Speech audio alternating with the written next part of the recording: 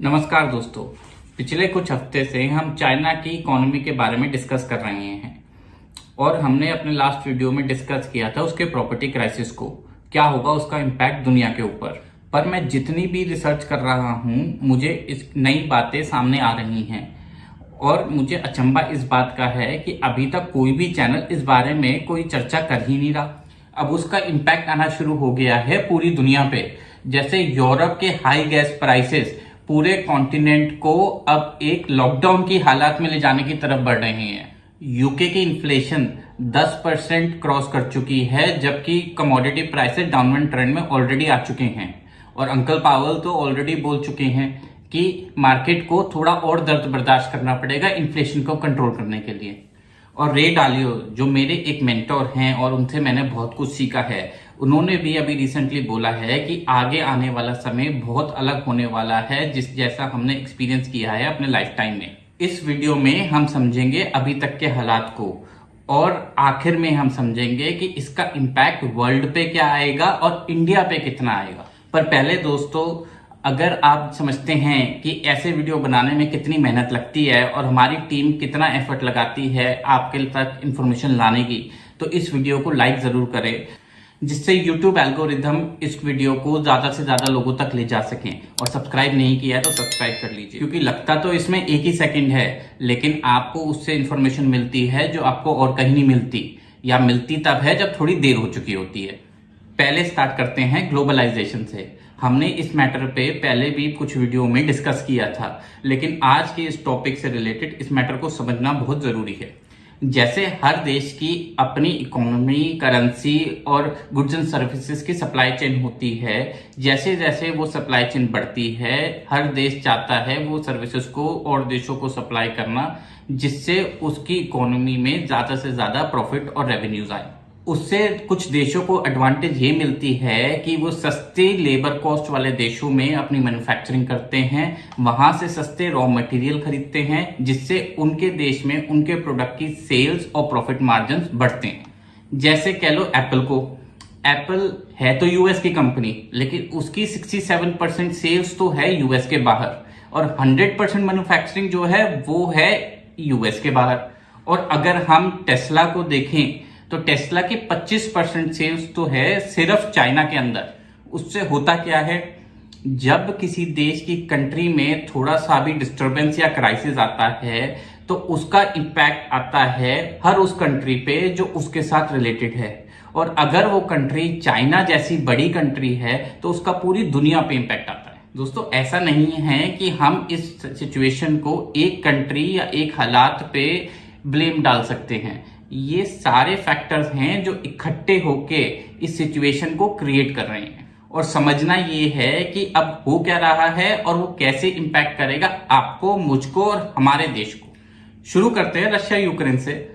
Russia Ukraine के political factor को अलग कर दें, लेकिन उसके बाद भी समझें तो उनके रशिया के इन्वेजन से क्रूड प्राइसेस में तो आग लग गई। सिर्फ ऑयल ही नहीं, कॉर्न, व्हीट और कई कमोडिटीज जैसे एल्यूमिनियम की शॉर्टेज आ गई पूरी दुनिया में, क्योंकि सप्लाई चेन डिसरप्ट हो गई।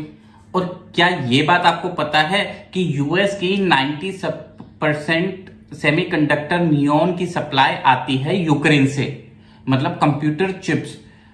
और ये चिप्स यूज होते हैं सब चीजों में, जैसे car, electronics, computers, solar panels वगैरह वगैरह। तो ये सप्लाई तो सारी हिल गई। और ये दो वजह तो रही ही कि जिसने इन्फ्लेशन को पहुंचाया अपने नए रिकॉर्ड लेवल पे।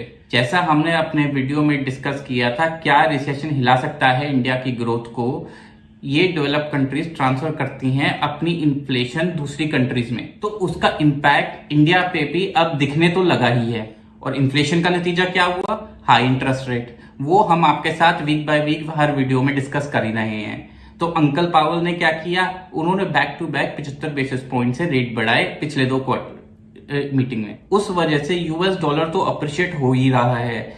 इससे इंडिया जैसी कंट्री को फायदा ये हो रहा है कि वो अपने रिजर्व्स को बढ़ा रही है रेगुलर बेसिस पे, जिससे आरबीआई भी इंडियन रुपए की फॉल में ज्यादा इंटरफेयर नहीं कर रहा है। और इससे इंडिया के इंपोर्ट्स पे क्या इम्पैक्ट हो रहा है, इंपोर्ट कॉस्ट तो बढ़ा ही है रेगुलरली, तो इस तरीके से यूएस अपनी इन्फ्लेशन जो है वो ट्रांसफर कर रहा है इंडिया को भी और देशों में भी, क्योंकि दोस्तों हाई इंपोर्ट से इंडिया में भी हर चीज ऑटोमेटिकली महंगी तो हो ही रही है, लेकिन ये एक ही पीस है पूरे पजल का।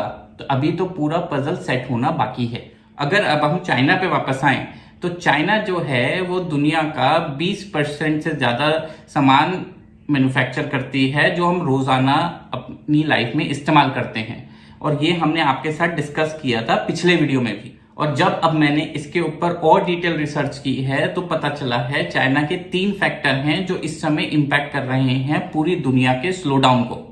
उसमें से सबसे पहला है जीरो कोविड पॉलिसी।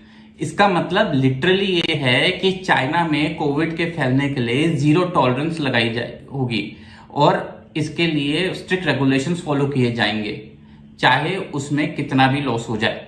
और चाइनीज गवर्नमेंट सब कुछ करेगी अपनी ताकत में जिससे उसके लोगों में इंफेक्शन ना फैले। तो दोस्तों उसका इम्पैक्ट इकोनॉमी पे आएगा ही। प्रोडक्शन तो रुकी जाएगी ना फैक्ट्रियों में, और जब प्रोडक्शन रुकेगी तो सप्लाई तो डिसरप्ट होगी ही। और 2022 में चाइना ऑलरेडी अपनी ग्रोथ को ना के बराबर एक्सपेक्ट कर रही है। दूसरा फैक्टर क्या है? दूसरा फैक्टर है रियल एस्टेट कोलैप्स, जिसको हमने अपने डिस्कस किया था क्या चाइना की इकोनॉमी कोलैप्स कर सकती है 30 दिन के अंदर अंदर वीडियो में। उसमें 100 से ज्यादा चाइना के रियल एस्टेट डेवलपर्स ने ऑलरेडी बैंकरप्सी फाइल कर दी है, और जितने भी उसमें इन्वेस्टर्स या बायर्स थे उनको छोड़ दिया है बैंक के पास स्ट्राइक और बायकॉट करने के लिए। और तीसरा सबसे इंपॉर्टेंट फैक्टर है दोस्तों चाइना की प्रोडक्शन। चाइना के लॉकडाउन और स्लोडाउन इंपैक्ट करेगा चाइना के एक्सपोर्ट्स को और उसके इंपोर्ट्स को भी, क्योंकि अगर इकोनॉमी ग्रो नहीं करेगी तो चाइना जो सबसे बड़ा बायर है वर्ल्ड के लग्जरी ब्रांड और लग्जरी गुड्स का, उसकी डिमांड तो स्लो होगी, साथ में शॉर्टेज होगी जो 20% का सामान दुनिया यूज करती है उसकी रेगुलर सप्लाई में। अब समझना ये है कि इस सब हालात के अंदर आप क्या कर सकते हैं जिससे आपको इसका कम से कम इंपैक्ट आए। सबसे पहले दोस्तों आप अपनी सेविंग्स को काम पे लगाएं जिससे वो आपको ज्यादा से ज्यादा स्टेबल रिटर्न लाके दे, चाहे वो मार्केट्स में हो या किसी और ऐसी एसेट क्लास में जिसमें आपको रेगुलर इनकम मिले।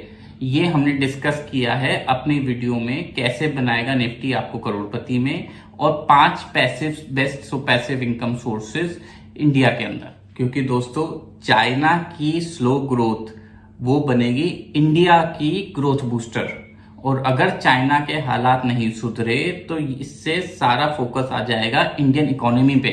और क्योंकि इंडियन इकोनॉमी जो है वो है एक डोमेस्टिक ड्रिवन इकोनॉमी, तो वो अपने बलबूते पे ही खड़ी है। और जहां सारी दुनिया सेमीकंडक्टर जैसी चीजें अपने देश में मैन्युफैक्चर करने की तैयारी कर रही है, वहां पे इंडिया ऑलरेडी ये काम कर चुका है और अब तो इनफैक्ट तैयार है बाकी दुनिया को फीड करने के लिए। तो इन सब से आप खुद ही समझ लीजिए कि कैसे भागेगी इंडियन इकोनॉमी आगे चल। अब दोस्तों देखना ये है, दो चाइना की साल के शुरू में फोरकास्ट थी 5.5% की ग्रोथ की ईयरली बेसिस पे, वो उससे कितना शॉर्ट बैठती है। और लेकिन ये तो हमको समझ में आ गया है जो पिछले 20 साल से चाइना की रोबस्ट ग्रोथ चल रही थी वो समय तो उसका खत्म हो गया है, और क्या वही समय अब इंडिया का शुरू हो गया है, ये हम डिस्कस करेंगे आने वाली वीडियो के अंदर। तो दोस्तों आज की सिचुएशन क्या है हमारे साथ, आपके साथ और इंडिया के अंदर। जो सामान हम डेली यूज पे यूज कर रहे हैं उसकी कॉस्ट तो दिन ब दिन बढ़ ही रही है, लेकिन हमारी इनकम उतनी ही है। उस वजह से दोस्तों सेविंग तो कम हो ही रही है। और अगर हम और डिटेल में देखें तो जर्मनी और इटली ने भी रिसेशन के साइन दिखाना स्टार्ट कर दिए हैं, और ये हालात दोस्तों 2008 के क्राइसिस से भी ज्यादा खराब हैं, क्योंकि यूरो ऑलरेडी गिर चुका है $1 के नीचे। जो हमने डिस्कस किया था क्या है INR रुपये का रिश्ता मार्केट्स के साथ के अंदर। तो इन सब से आप खुद ही समझ लीजिए कि कैसे भागेगी इंडियन इकोनॉमी आगे समय में। अब थोड़ा दिखते हैं निफ्टी को। निफ्टी ने 18,000 टच किया और वहां से इमीडिएटली रिवर्स पे आया। उसने लो बनाया 17,158 का, और वहां से फ्राइडे को क्लोज हुआ है 17,540 पे। अभी निफ्टी को कोई क्लियर डायरेक्शन नहीं है ग्लोबल क्यूज से, तो अभी निफ्टी आइसोलेशन में ही रहेगा लो वॉल्यूम्स के साथ, क्योंकि 19-20 को सितंबर को फेड्स ने अपना रेट हाइक अनाउंस करना है। दोस्तों, अगर निफ्टी 17,158 का लो तोड़ता है तो वो उसका पहली बार होगा कि उसने अपना रिवर्सल ट्रेंड दिखाया है 15,180 से, जब उसने अपनी रैली स्टार्ट की थी। तो ये लेवल बहुत ही क्रूशल है हमारे निफ्टी के लिए। तो पेशेंस रखिए और ऑब्जर्व कीजिए। गुड बाय एंड जय हिंद।